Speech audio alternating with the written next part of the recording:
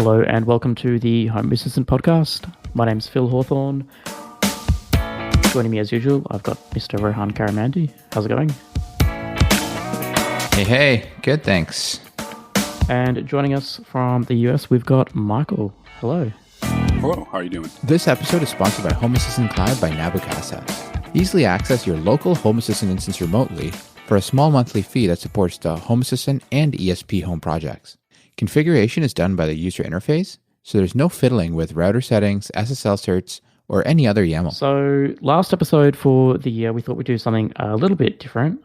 Michael, you actually reached out to us on Discord, talking about, your relationship with the Material Icons team, and thought, hey, this would be a good episode to do, and we couldn't agree more, so we thought we'd get you on here. So maybe give us a bit of an overview of who you are and what your relationship to Home Assistant is and all that. Yeah, sure. So my name's Michael, and I've been using Home Assistant since 2016, I think. I found it trying to, automate some light bulbs or some light switches, I should say. And material design icons was being used by Home Assistant already. So it just kind of happened. I was working for a company at the time that decided to go down the material design guidelines in one of their new products. And I was like, I know an icon library that works for that because of my familiarity with Home Assistant. So we ended up starting using MDI at work. And then we had some icons that we needed that just weren't in the library.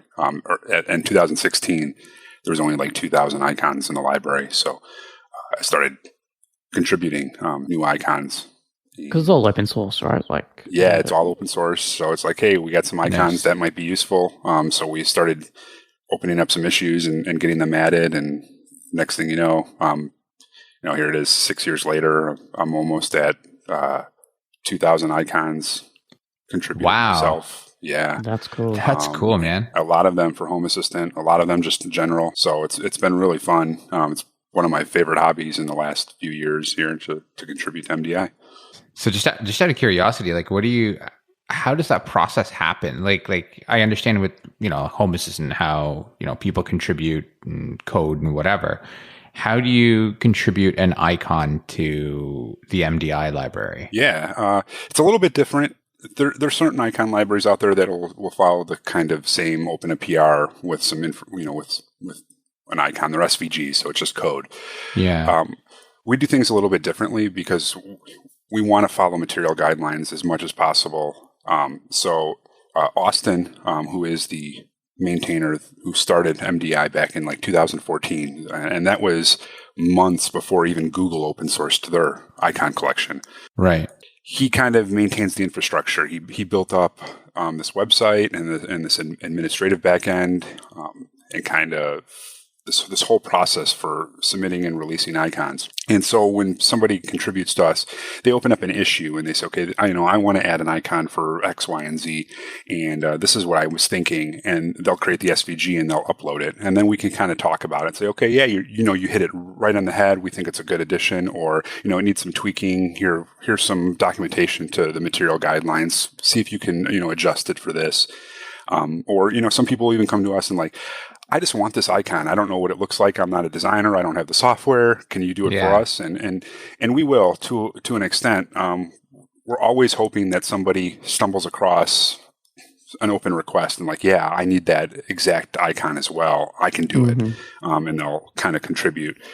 So we've gotten several contributors that way. And some will contribute one or two icons, and some will contribute hundreds. So that's pretty much the process. And then once we get the icon, someone from the core team will go ahead and go through our administrative process, and we'll add it and get it into a release. That's cool. So this isn't really your day job. This is just kind of your hobby. Your hobby, whatever. That's awesome. Yep. That's awesome. It's a really cool way. It's almost like a really, I don't know, it's almost a really expressive way to, do whatever you want to do, right? In terms of a release there. Yeah. And the cool thing about it too is because we follow Google's material guidelines, we have a rule set of how we need to do something. Some icons, they're just impossible to do in the amount of space with the rules that we have.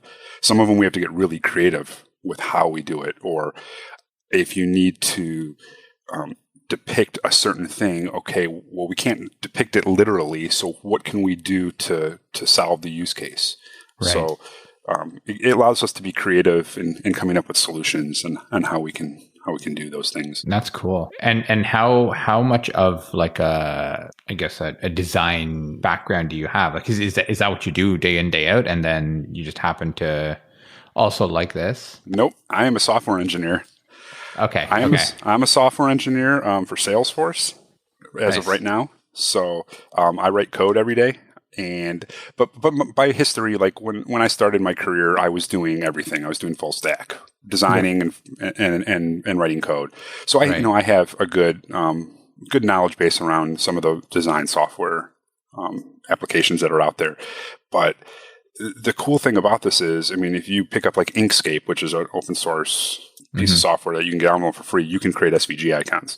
And if you read the rules, you're dealing with a 24 by 24 grid. You have to follow certain line widths, and it's very geometrical. So if you are decent with shapes, you should be able to throw something together, even if it's not the exact thing that goes into the library. If it's something that gets us there, right?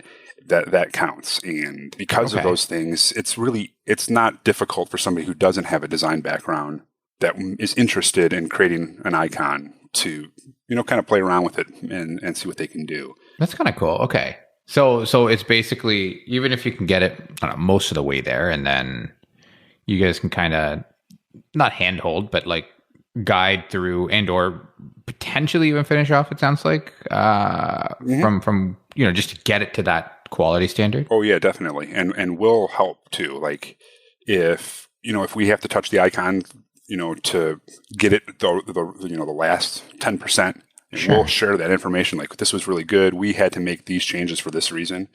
And most of the time it's because we needed to follow the rule set. Sometimes there is some subjectivity to it. Sometimes we break the rules in very rare cases, and usually we talk about that through all the core contributors. We're like, okay, we have this icon. It looks really good this way, but it uses 1 DP strokes instead of 2, which is the guideline. Is this acceptable? And we'll kind of talk about it and say, okay, yeah, we're willing to break the rules for this because it fills this really popular use case, or there's no other way to do it and it looks really good still. It's still discernible at the small resolution. So we'll have those conversations, but whatever we do, we'll share that back with whoever contributes with it so that they learn something and hopefully will want to contribute more icons, because that's what we're about. That's amazing. So in terms of the material design project, like the material design icons project, is that affiliated with Google in any way, or is it just literally taking, the material design ethos and just going at it and saying, all right, this is their guidelines, let's make an icon library for it, let's go? Yeah, no, this is Austin decided to start this up, as I said, about 4 months, or I don't know exactly, a few months before Google open sourced their icon library back in 2014. And so there was no affiliation to start with. I know that while he was in the Bay Area a couple times, he's, I think, had a couple beers with members of the team or former members of the Google team, and just kind of talked about icons. But there's no official affiliation with Google. We use Google's icons on a case by case. We'll pull them in based on their open source license for their icons. We can do that. We can redistribute them. We don't blanketly add all their icons because, sometimes we feel we can do better. Sometimes, sometimes they don't fit a use case that we see right now. So we kind of let the community drive that. Like, if they see an icon that Google offers, even if it's an icon that Google doesn't officially offer in their library, but say they saw it in the Maps app, Google's created that icon, we'll do our best to try to get it into our library. But yeah, we don't have any official kind of communication line with Google at all. Interesting. I love the parallel. Like, sometimes it just happens and you're there, right? Yeah. I mean, when coronavirus kind of came the thing, we have immediately said, okay, well, hey, we need some virus related icons. Yeah, we're going to see a use case for this. So, I created a mask icon and the virus icon, and we had a couple other contributors create some other icons. And then suddenly we started seeing them in Google's library too. Okay. And Google's mask icon looks real similar to ours. I'm not saying anything there. I'm just, they look real similar. Yeah, but then their virus icon was completely different. And then we kind of talked internally and we're like, okay, do we like Google's or do we like the one we created? And we're like, we like the one we created, so we're going to stick with that. Right. If somebody came to us and was like, I really need Google's icon, we'd probably add it as a variant. So we had two, more than one of that, but we haven't had that use case come up. So, we just kind of, we have lots of conversations internally to determine what stays and what goes in terms of Google icons. So nice. That's interesting.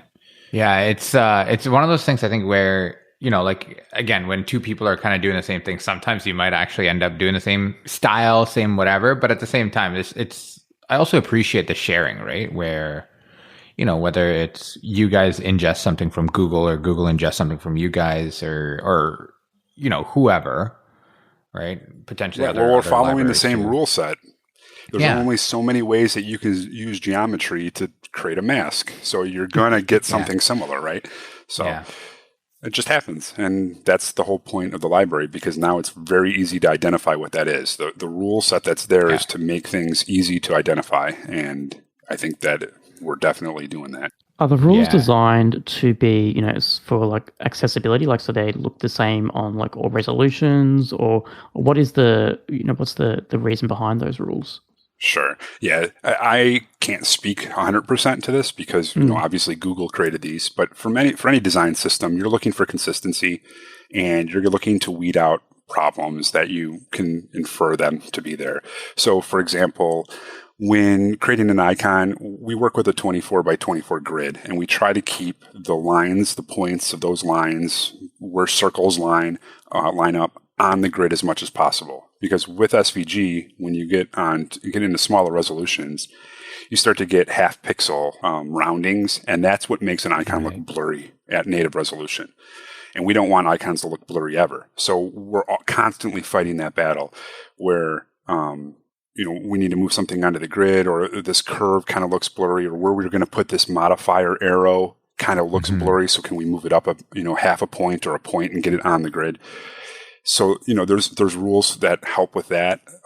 You're dealing with icons. When you look at them in your Home Assistant dashboard, most of the time they're small, unless you're using like one of the bigger button cards, but they're small, and you want them to look nice and crisp, and you want them to be detailed to a point where you can tell what they're doing.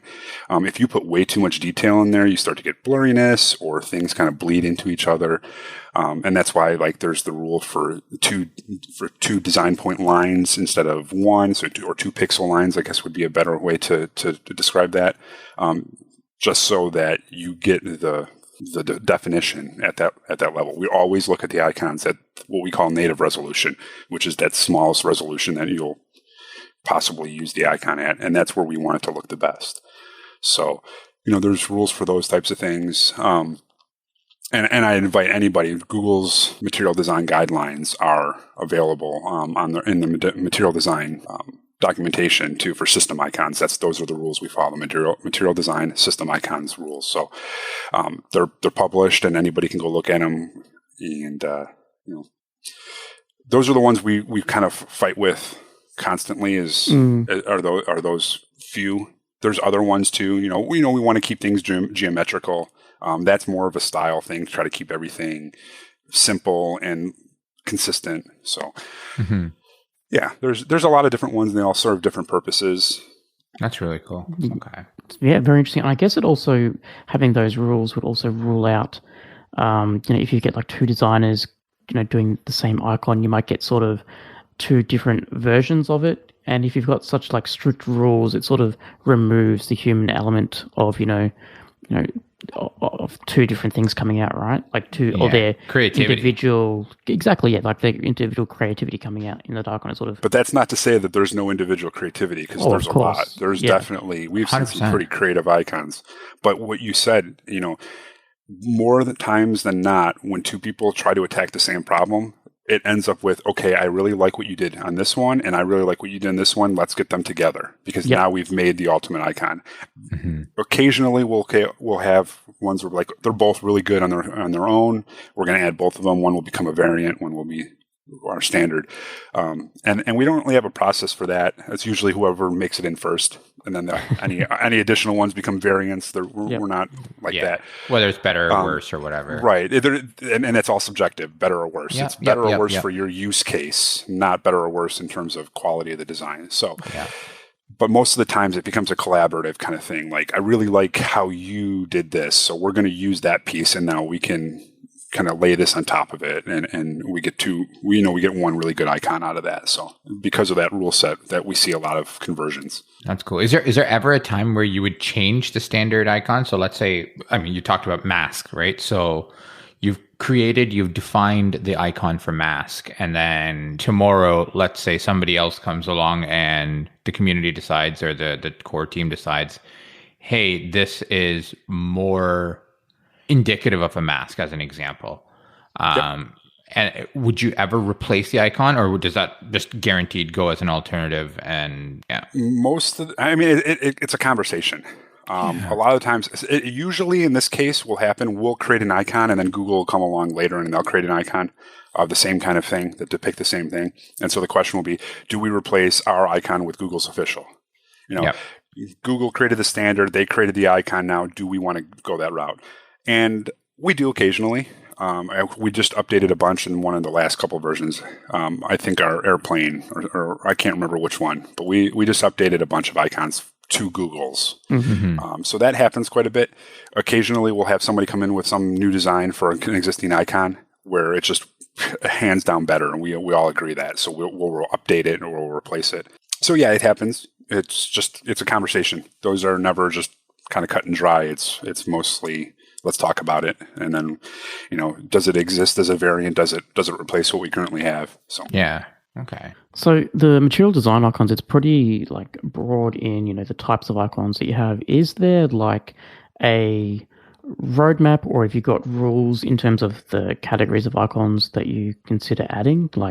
I know, for example, you've added a whole bunch of home automation specific icons, but is it just literally, it's an open source project, anyone can come in and suggest an icon and we'll add it? Or have you got rules on, no, we won't take, this type of icon because of this category or whatever? Well, we just had a new contributor join the team this year. His name's Jeff, and he works for an agriculture company. So he has come in and added a lot of icons to the library that really deal with agriculture.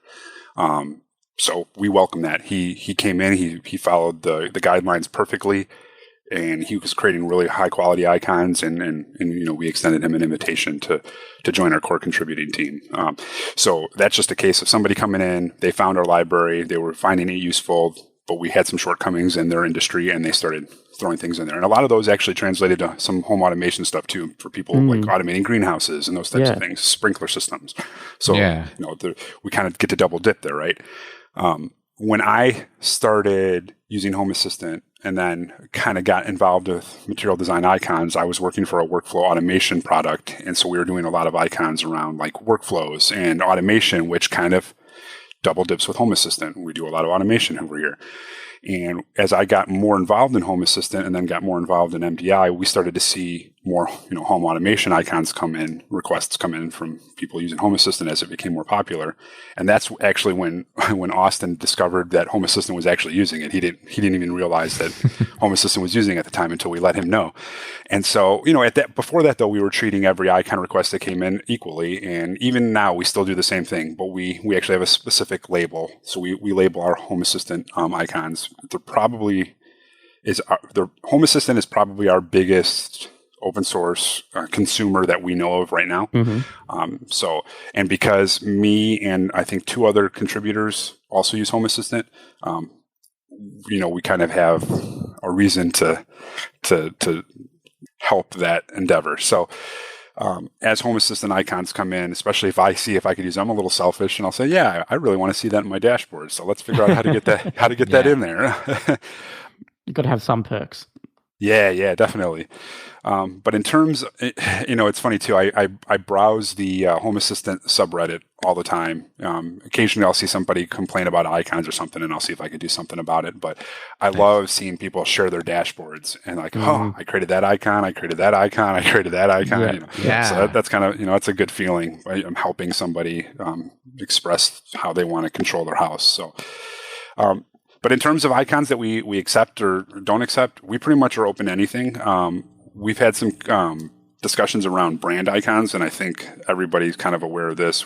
We are creating a library for material design icons. And so bringing in a brand icon, and when I talk about a brand icon, I mean like the Facebook logo or even the Home Assistant logo.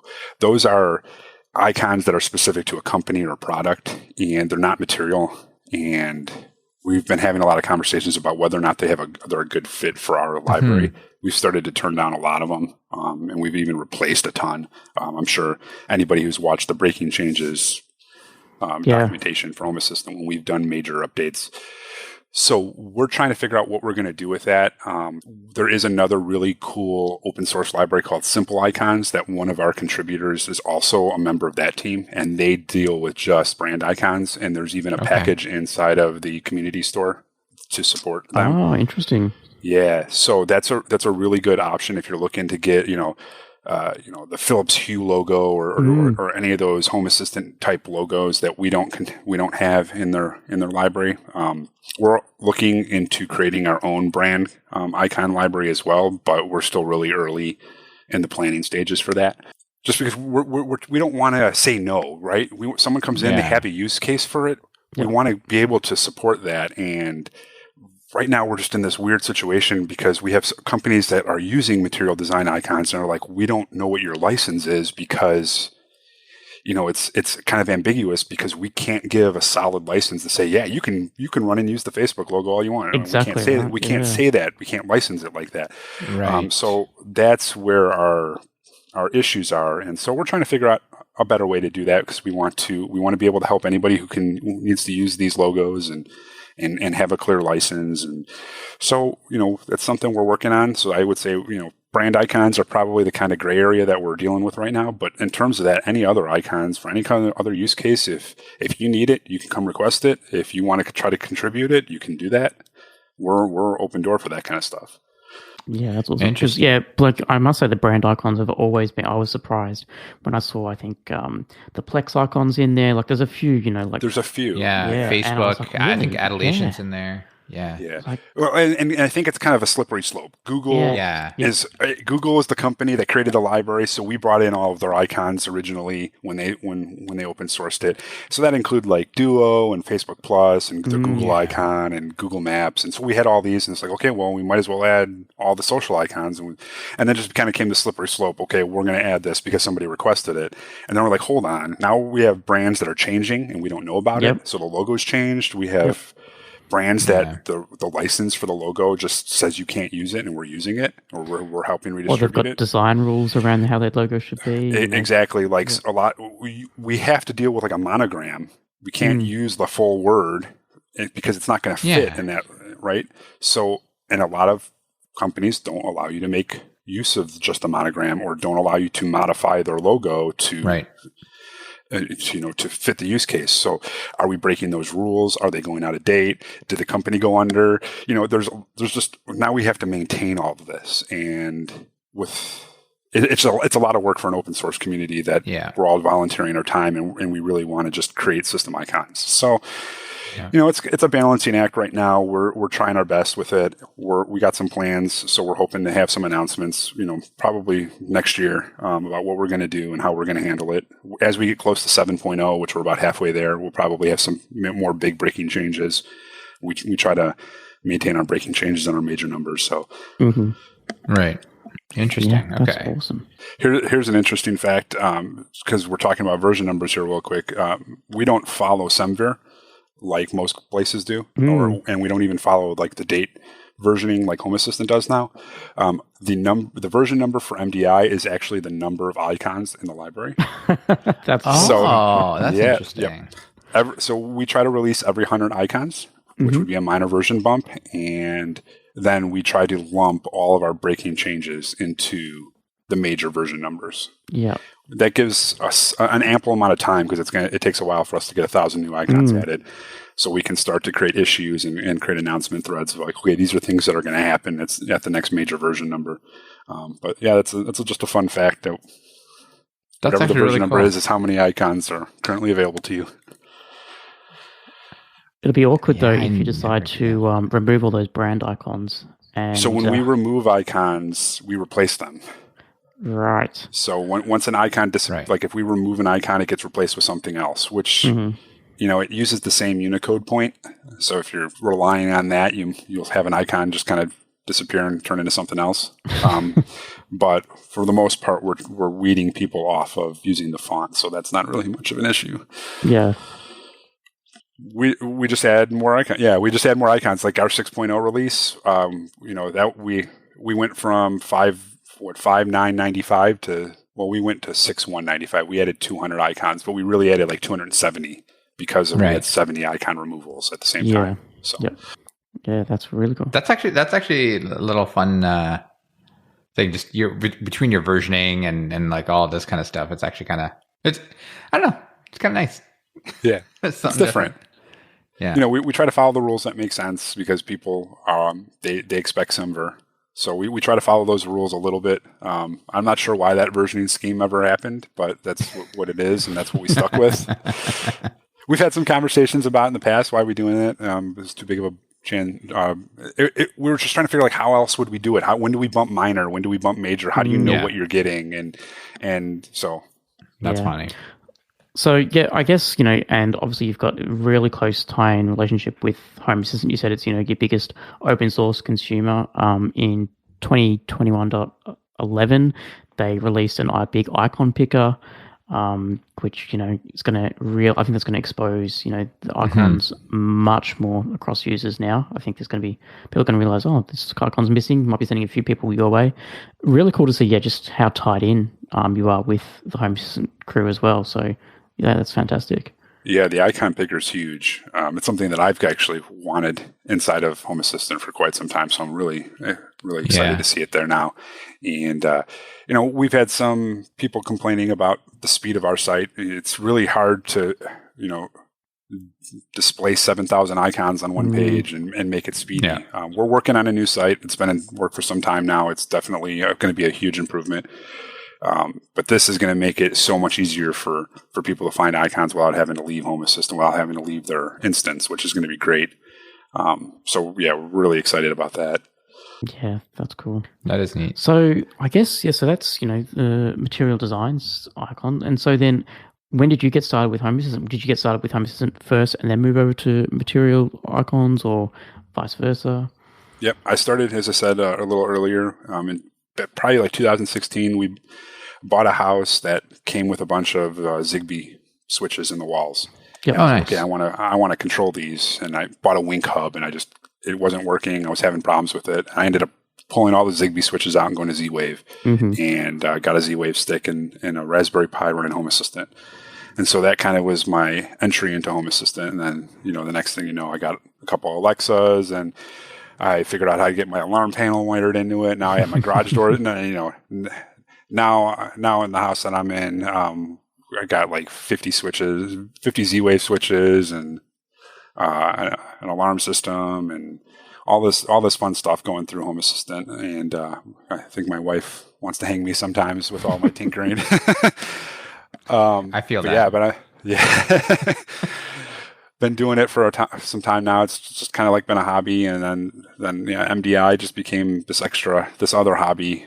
When I saw a use case to fill some things in, and just it's it's a relaxing thing after the kids go to bed, and just kind of go field some issues, mess around in Illustrator for a little bit, see if we can figure out how to solve a couple use cases, get the next release out. It's been fun. So does your Lovelace like the inspiration for a new icon? Like you go, I've got this, nice view in Lovelace. Oh, an icon right here would be nice. And then you just go off and design an icon and then add it in, and away you go. Like that ends up in the next Home Assistant release, or? I I'm trying to think if I've had that specific use case. There's definitely been times where I was like, oh, I really don't understand why this icon is here. There's been a couple times I've gone off and created something new, but a lot of times when I get icon kind of inspiration, it's just been in real life. Yep. I remember, driving down the street and seeing a billboard for a hospital, and they had a graphic that looked like a potion bottle with a plus on it. I'm like, oh, we don't have any of those, something like that. So, I came back and now we have, some potion bottles and some poison bottles with the skull on them. And the witches of the internet, thank you. That's right. Even the mask icon, that's like when lockdown first started happening, I was going through a drive-through and they had their big mask sign on the door. Yeah. And I was like, hey, I don't think we have a mask. And I kind of like the design of that. So I'm going to snap a picture of that and see what I can do with that later. And so that's how the mask icon was born.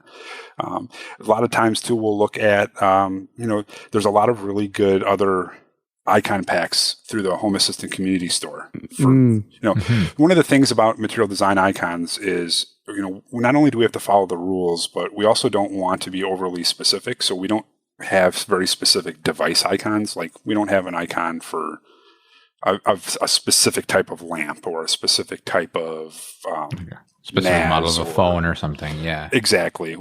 So we want to be generic. And some people want more detail in their icons, which is fine. It doesn't fit our library, but there's other ways for them to get that, which is awesome. And sometimes we actually go look at those community projects. I believe our ceiling fan that we just added in a couple icon releases ago actually came from a Home Assistant community project icon library. So we'll look for, for some reason, maybe they just didn't know how to open up an issue request with us. Maybe they did at some point and we turned it down for some reason. It happens. We have lots of different contributors that are fielding issues. So sometimes that happens and things slip through the cracks. It's nothing ever personal, but we're always looking for ways to expand the library and hit those use cases that people want.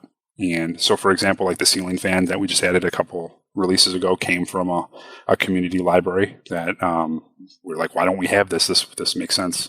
Yeah. And it's in my Lovelace dashboard now because I have lots of ceiling fans. So it's great. And those are the things that we're looking for. So yeah. And is there almost like a backlog list that's available publicly to say, hey, these are the icons we need. Whoever wants to make them, go make them.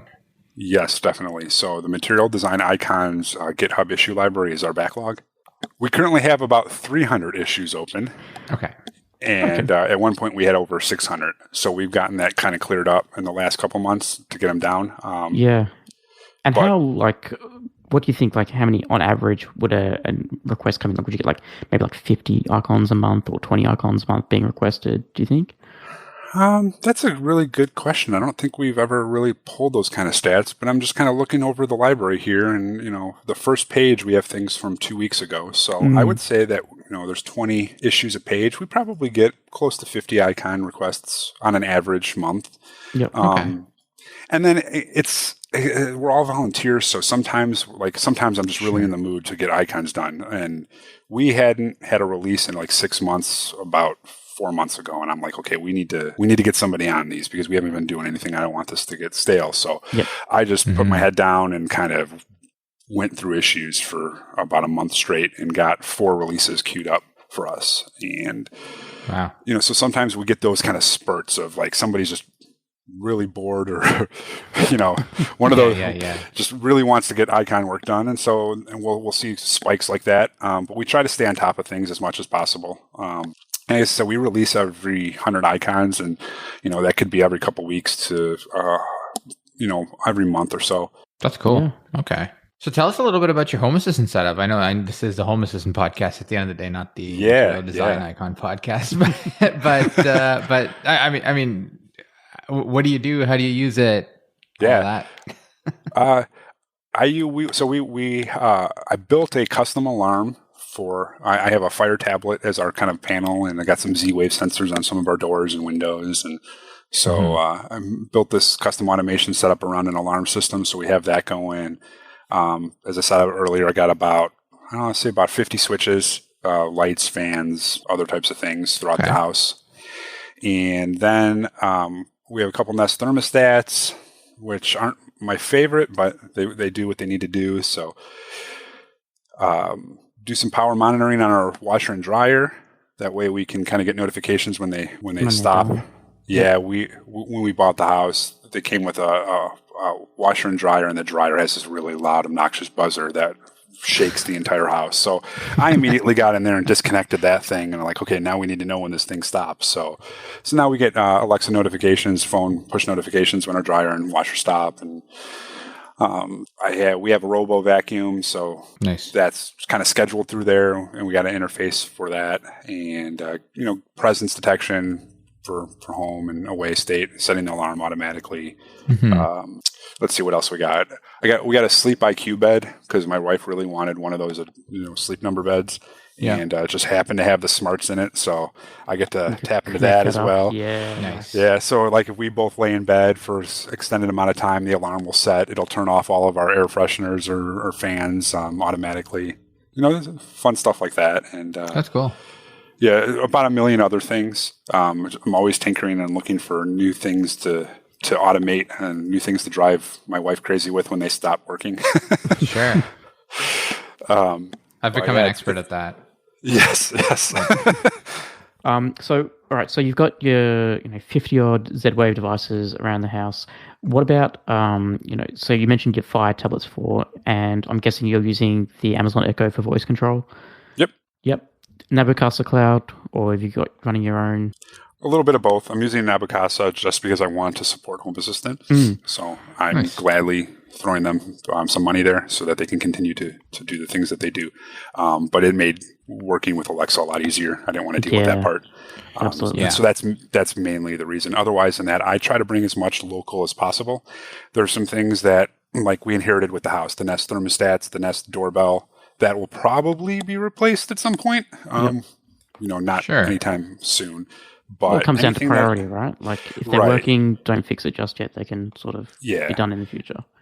Yeah, I reluctantly bought a Tuya device, and I woke up this morning and it doesn't work anymore. So I got to debug that. I might flash that with ESP Home, but there is the local Tuya component in Hacks. If you can try that, I've had great success with that. I'm gonna have to try that too. I'll figure something out there, but yeah, pretty much.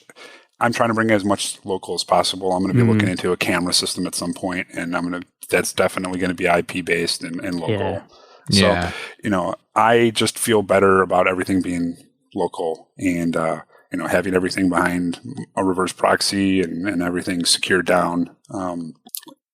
Just knowing that I have that control is one of the biggest benefits of Home Assistant, and that I can do that. And not at risk of a firmware update coming in and breaking everything, right? Yeah, I've had that happen once with, I don't remember what it was, but... yeah, well, that's the worst when that happens. It is, yes.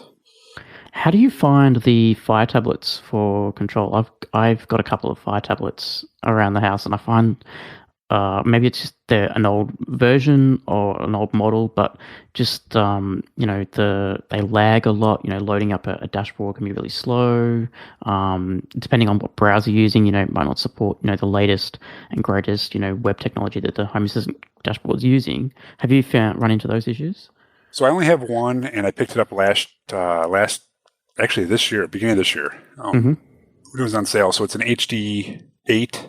I can't remember which generation. I can't put lineage on it, which was unfortunate, but I was able to use the Amazon Fire Toolbox to remove a lot of the bloat. Nice.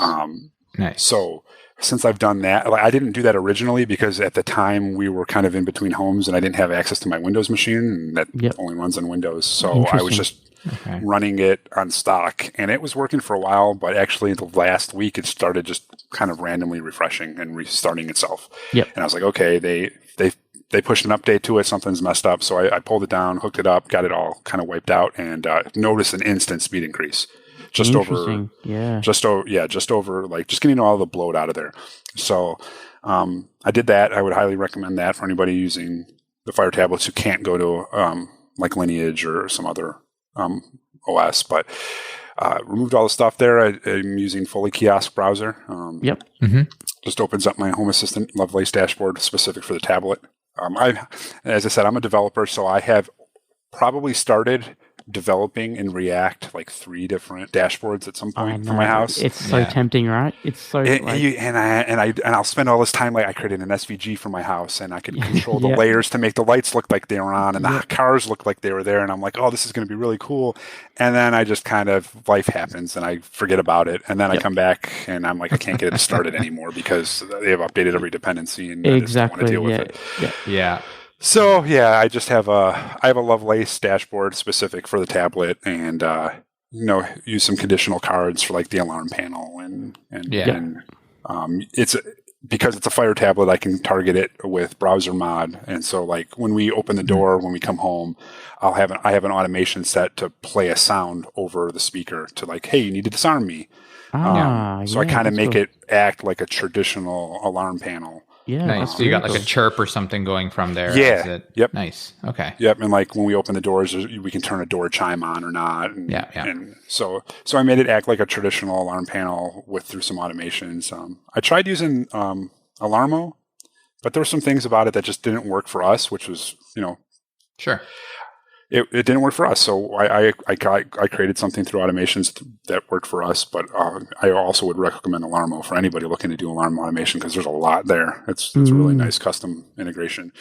But yeah, the Fire tablet's been good. I'm actually thinking if I can try to get another one of the same model because I would like to put one like in our basement just to have another control into some things. Yeah. Actually, it's interesting. I was actually the other day, I noticed on Reddit, I'll just put it in the chat here, and for the listeners, we'll put it in the show notes, but somebody actually built a DIY touch panel. Yeah, I saw that. Using a capacitor touch thing. It's actually pretty cool. And I was like, because again, one of the things I don't have around the house is that visual interface, right? I.e. like a Fire tablet or an iPad or whatever. I tried doing one of these, the Raspberry Pi touchscreen at one point. But it's just the screen resolution was so poor on it that I couldn't make it look the way I wanted, and really couldn't flush it up against the wall. Yeah. So that's why I ended up going with the Fire tablet. Yeah. It's, but I just thought it was cool because you can build your own proper UI, right? And I know, who is it? Somebody just released a new Switch that has that, right? Like it's like you're thinking of the Shelly Wi-Fi ones. I think they just came out. Not the Shelly. Here, let me. Sonoff just released. They call it the NS panel, right? Which is kind of like a touchscreen thing. But just seeing a couple of the reviews out there that the home system community has put out, it didn't seem that great. Yeah. Or it seemed okay, but it's not like, there's not a ton of features in there today. And it sounds like, potentially by software upgrade or something like that, you might be able to, but, I don't know. I thought this was really, a neat way of doing that same thing, right? Don't get me wrong. It's way more work than just sticking a tablet on the wall, but I don't know. I guess with that, you get exactly what you want, right? Yeah. I've been looking and kind of trying to figure out what to do for tablet or like wall control for some time. And like, we don't even have all of our lights on there. We just have some of the more difficult ones, like accent lights that don't have a switch that's easy to get to. Yeah. Those are on there. But like, to continue to keeping my house friendly for visitors and for just for us, everything we've put in is pretty much Z-Wave switches. Yep. Or if it's something that's not used frequently, can be done either through our phone, through the Home Assistant app, or through Alexa. Yeah. And so, like, I don't have Hue Bulbs anywhere, even though the color changing bit of them is really attractive for me, just from a tinkerer standpoint. They're not practical because I want to be able to go to the wall and turn those things on and off. So it's going to lead some interesting research that I'm going to be wanting to do, because when we get close to doing some work in our basement, I would like to have party mode down there. Yeah, so I'm absolutely. So I'm going to try to figure out some. I've seen people who will put a Z-Wave switch on the wall and not actually have it hooked up, and they'll just use it as a automation trigger. Yep. I think you can do the same with like Zigbee switches as well. There's Zigbee's scene controllers that they look like a normal switch on the wall, but they just literally fire an event to your controller. Yep. So I'll probably be looking at something like that so that I can have some more fun down there without much repercussions from the other half of me. Yeah. Yeah. How do you find, like, having, another person in the house? Do they like enjoy the smart home aspect of it? Have they, been able to, put ideas into the smart home for you? Have you? Well, my wife said during our wedding vows that she was okay with me turning my house into a robot, and I have reminded her of that several times throughout our marriage. I think it annoys her sometimes, but I also think that when something's working right, it just becomes second nature, and she doesn't really think about it much anymore. Yeah. I remember when I was figuring out the washer and dryer situation, I was like, okay, Alexa's going to announce now when the dryer stops. And so that happened a couple times when it first was like, and she's like, oh, why do we need this? And then the other day it wasn't working anymore because actually I'm having problems with one of my Echo Dots. It was like locked up. So she didn't announce when it stopped. She goes, I don't think the dryer notifications are working anymore. I was like, oh yeah. So somebody's Paying attention. Somebody's a little reliant on that now, right. huh? That's right. So I think it just becomes a natural part. She doesn't need it, but once it's there, the convenience of it kind of helps. Yeah. So, there hasn't been too much pushback, but I always try to make sure that whatever I do put in the house is easy to understand and not overly annoying in a way where you have to learn a whole new system to do this thing. No, I don't want that. So try to keep it as simple as possible and just try to find ways to simplify everyday things. Yeah. Yeah. It's and again, I think both Phil and I have said this like 1,000 times, right? Just don't overcomplicate it. Don't go through whatever. Just make it simple. Make it usable. It doesn't have to be flashy. I mean, if you want it to be flashy, you can. Make it so your grandmother can use it, right? Yeah, right. Yeah. Well, and that's actually, as I said, I'm kind of like a full stack engineer, and I do a lot of UI work. That's where my strength is, and that's one of my mottos: is when I develop something, is can my grandma figure it out? Yep. Because that's, I don't know. It's just been a motto of mine for so long, and so. That's how I kind of attack anything, is just make it simple as possible. That's the whole point of automation, is to make life simpler and easier. So I'm not trying to overcomplicate anything. Yeah, agreed.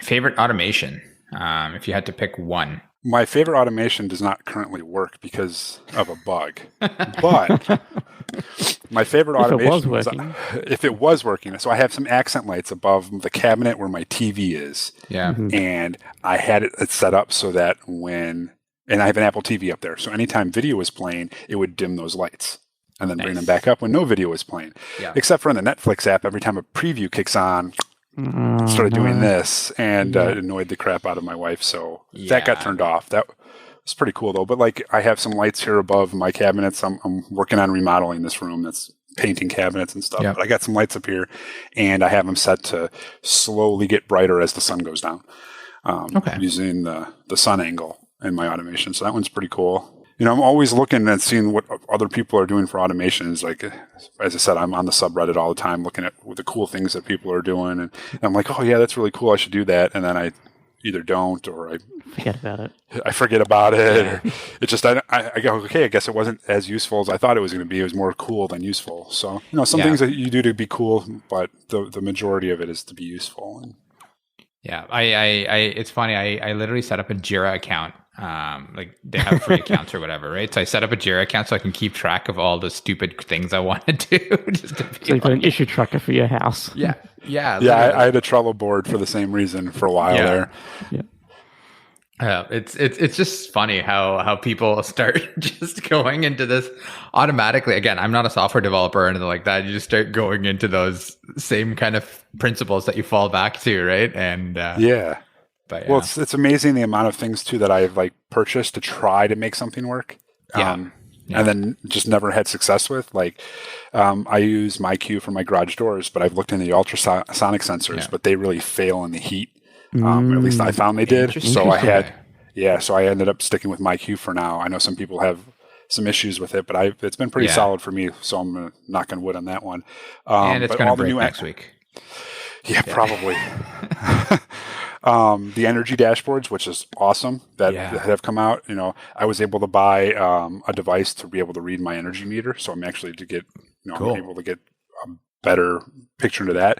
But we have gas and water meters too, and so I bought a device to try to read those, but there's no simple way to do it, at least not in the area of the country that I'm in, and I have not been able to do that. So now I got this FM kind of radio receiver over here that I don't know what to do with.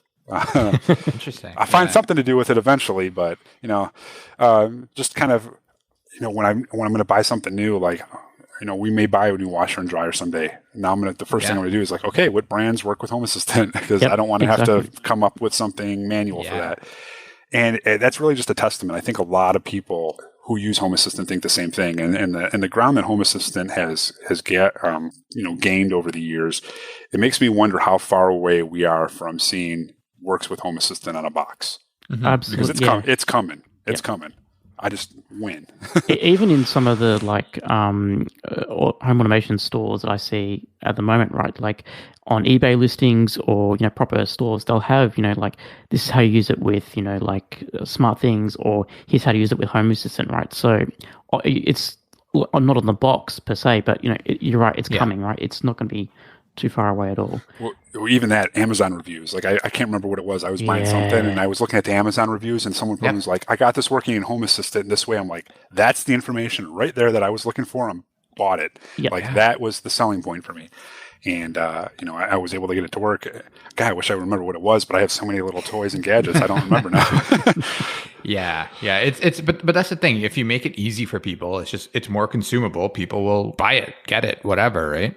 Yep, definitely. So, yeah. Well, this has been a lot of fun. Yeah. Well, yeah. So, Michael, thank you so much for all your work on material design icons that you do, and pulling all the home automation icons in and all that pushing the project forward. Yeah.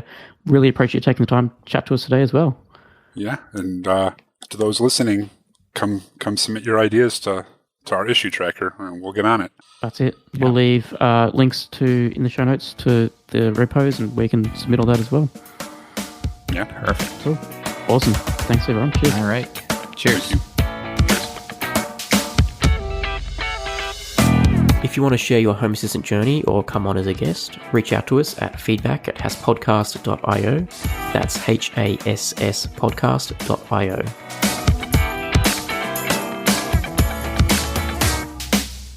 The Home Assistant Podcast is hosted by Phil Hawthorne and myself, Rohan Karamandi.